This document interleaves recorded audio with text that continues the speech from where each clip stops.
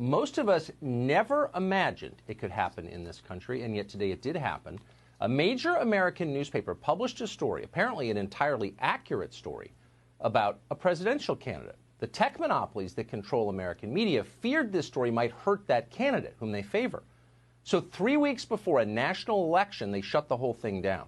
They prevented the public from reading the news.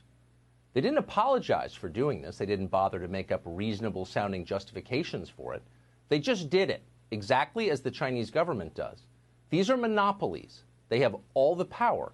You have none. They don't have to care what you think, and they don't.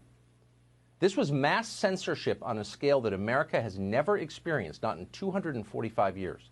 And it's a threat to all of us. Democracies only function when there is a free exchange of information between citizens. We no longer have that. This is a dark moment. Here are the details. This morning, the New York Post published a series of emails that describe Hunter Biden's lucrative relationship with a Ukrainian energy company called Burisma, and then describe how his father, then the Vice President of the United States, intervened to help his son peddle influence. Now, we've known the outlines of this story for quite some time, but these emails add damning detail.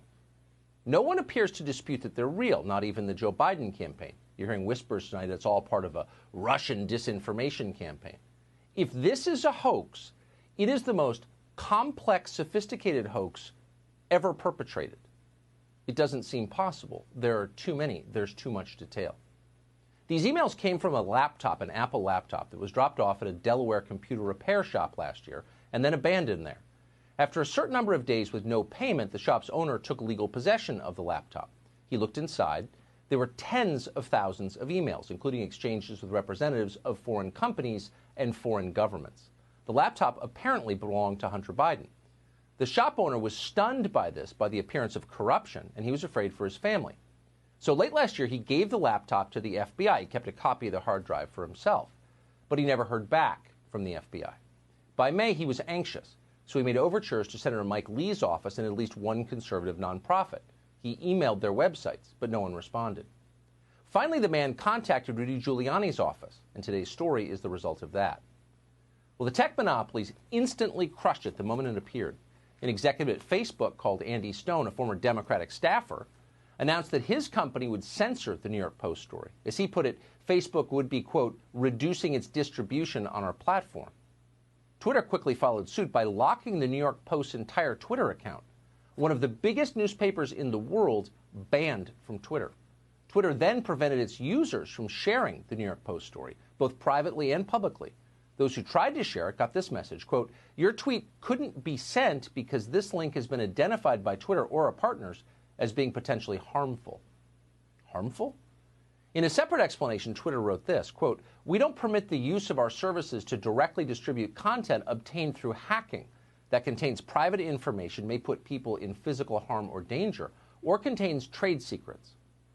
Yes, the same Twitter that just promoted a New York Times story about the president's private tax returns, obviously obtained illegally, that Twitter.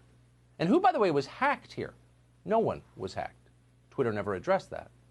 As for, quote, trade secrets, there were none.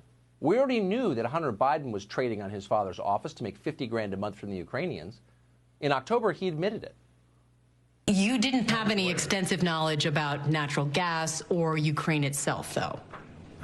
No, but I think that I had as much knowledge as anybody else that was on the board, if not more. In the list that you gave me of the reasons why you're on that board, you did not list the fact that you were the son of the vice president. Of course, yeah. No, what role do you think that played?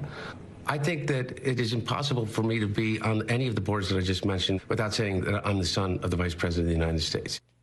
Oh, thanks for acknowledging reality.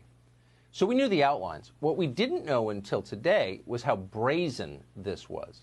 Hunter Biden didn't simply sell access to his father, the vice president, or take cash to influence American foreign policy. No, it's weirder than that.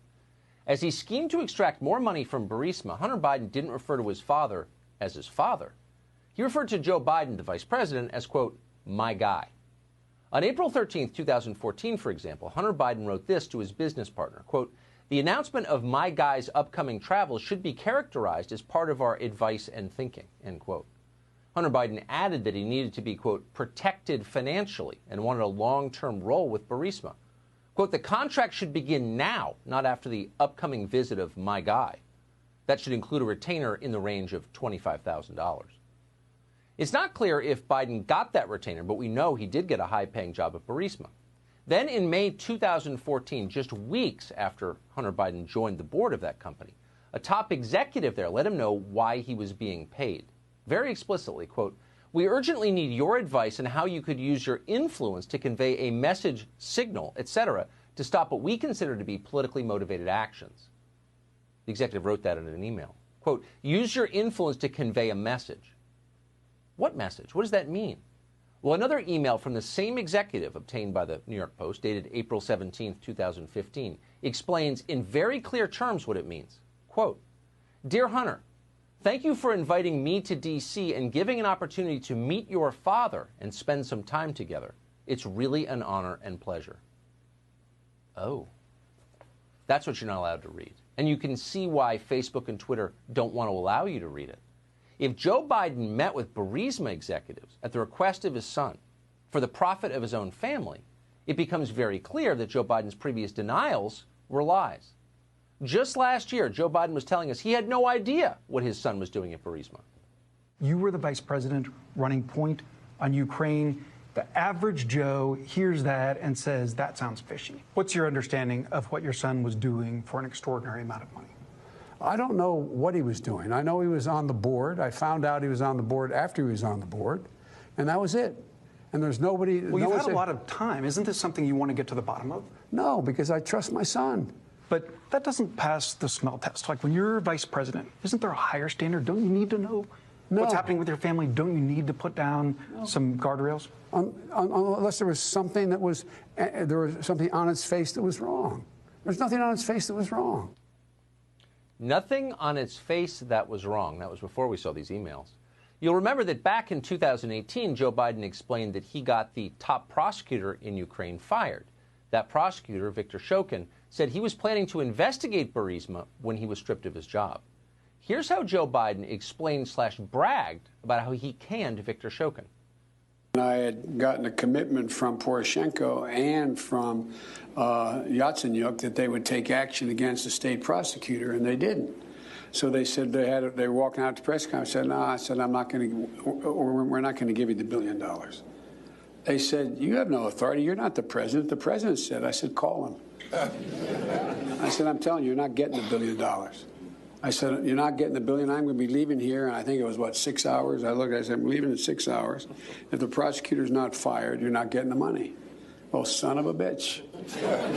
Got fired. Why is the Vice President of the United States firing prosecutors in Ukraine? Pause for a moment and ask yourself that. That's bizarre behavior. It doesn't help the United States in any way. Why was he doing that?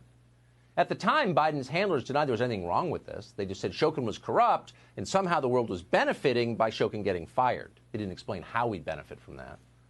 But, of course, Joe Biden didn't do it for his son. He didn't know anything about Burisma. He didn't know what Hunter Biden was up to. No clue. Then last October, we showed you a photograph of Joe and Hunter Biden golfing with a board member at Burisma, Hunter Biden's business partner, a man called Devin Archer. The Biden campaign never explained that photograph. Our media, of course, never really followed up. Instead, just as they're now rushing to bury the New York Post story, CNN rushed into Joe Biden's defense. The impeachment inquiry is centered on President Trump's attempts to get political dirt from Ukraine on Vice President Biden and his son Hunter.